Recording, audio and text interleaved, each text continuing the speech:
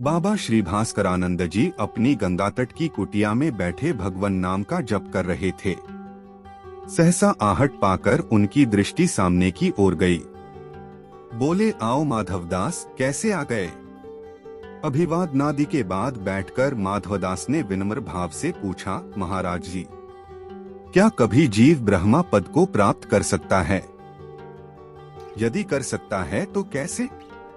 बाबा जी ने कहा, कमरे की दीवार टूटने से जैसे कमरे का आकाश बाहर के आकाश से मिलकर एक हो जाता है, वह है तो एक अब भी, परंतु दीवार के कारण अलग मानता है।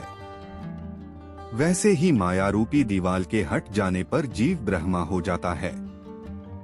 अथवा यूं समझो कि एक छोटा घड़ा जिसमें थोड़ा जल है, नदी में बहता जा रहा है। घड़ा फूट जाता है तो घड़े का जल नदी के जल में मिलकर एक हो जाता है तो जल अपनी जाति से एक ही, पर घड़े के कारण अलग दिखता है। वैसे ही माया रूपी घड़े के फूट जाने पर जीव ब्रह्म में मिल जाता है। न समझ में आया हो तो जाओ भीतर से लोहे की डिबिया उठा लाओ।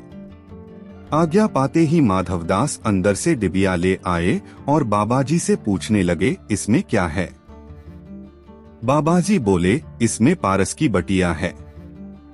माधवदास के आश्चर्य का ठिकाना नहीं रहा।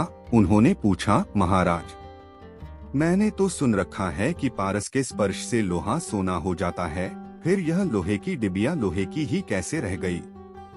समझ जाओगे भैया, जरा इसे खोलो तो, बाबाजी ने कहा।